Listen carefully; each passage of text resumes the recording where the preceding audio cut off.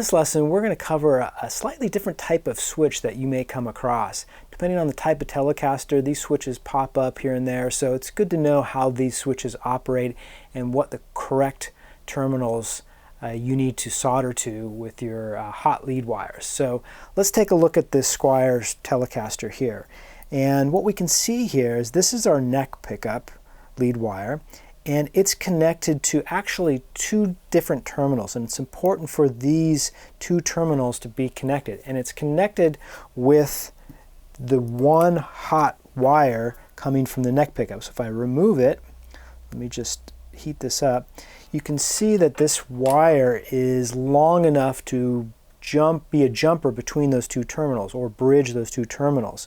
So when you add your new neck pickup and bridge as well, making sure that that wire is long enough to be able to connect to these two terminals here. So I'm going to pretend that I just installed my new pickups, and I'm just going to add this wire to the lugs, and it works just the same way as you would doing it to a single lug.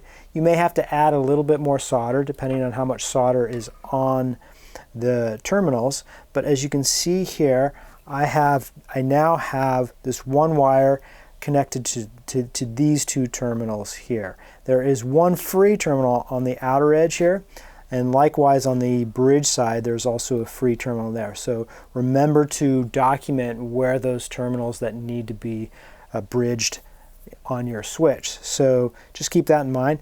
Again, let's take a look at this bridge pickup real quick, and I'm going to remove it so you can see, hopefully you can see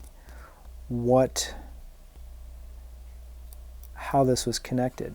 Again, it's exactly the same way as our neck pickup, meaning it's connecting to two separate terminals. So it's best to have those terminals pre-tin, because when you lay the wire down, it's going to be very difficult to have an extra hand to be able to add the solder. So if you're make sure that the lead wire is pre-tin and also those terminals are pre-tin, and it should be a pretty easy process for you. So what I'm going to do here is this, just like my neck pickup, I'm going to just heat up one of those terminals and melt that solder and connect that wire.